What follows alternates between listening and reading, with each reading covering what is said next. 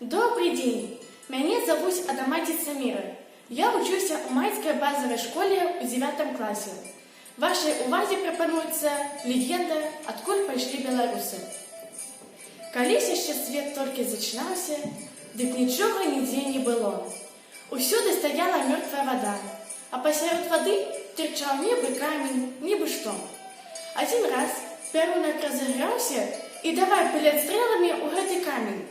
От яго стрелаў выскочили 3 искринки – белая, желтая и червоная. От гэтага уся вода скаламуцілася и свет помуцился, як хмары. Праз некаторы час, як усё высветлілася, ды і азначылася, дзе вода, дзе зямля. А яшчэ праз некаторы час завялося і усякае жыццё, і ў вадзе, і на зямлі. І лясы, і травы, і звяры, і рыба. А пасля чалавек завёўся. Ці ён прыйшоў адкуль, ці вырас судака. Ну, праз некаторы час гэты жыхар стаў заводзіць свае чалавечыя парадкі.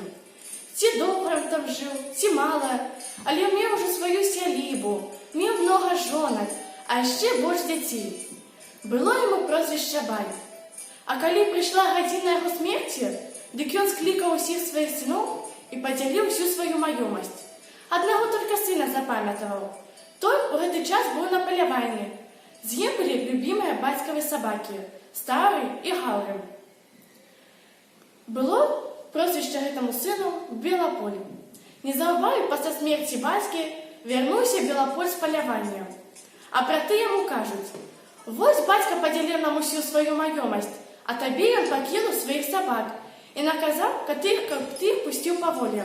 Аднаго ў левы бок, другого ў правы. Колькі зямлі яны абягуць у дзень, дык гэтая ўся зямля твая будзе». Ну, пайшоў Белаполь, злавіў 2 птушак. Адна была з паўднёвага мора, другая з заходняга. Пусціў адну птушку ў поўдзень і кажа адной сабацы: «Бяры!» Пусціў другую на захад і кажа другой сабацы: «Хапай!» Як паляцелі тыя птушкі, адна ў адзін бок, другая ў другі. Як пабеглі сабакі за птушкамі, ды каждая зямля закурылася. Як пайшлі тыя сабакі, ды каждая за гэтага часу не вярнуліся. А па іх слядах 2 рэчкі працягнуліся. У адзін бок пайшла Двіна, а ў другі Дняпром. Ну, пачаў у тых абшарах Белаполь сяліцца і заводзіць свае лады. У гэтага Белаполя ад розных жонак яго завяліся розныя плямінні пад прозвішчам Беларусі. Яны да гэтага часу там ходзяць, зямельку скародзяць, ды жыта сеюць. Вось гэтая легенда і зараз бытуе сярод жыхароў вёскі Майская.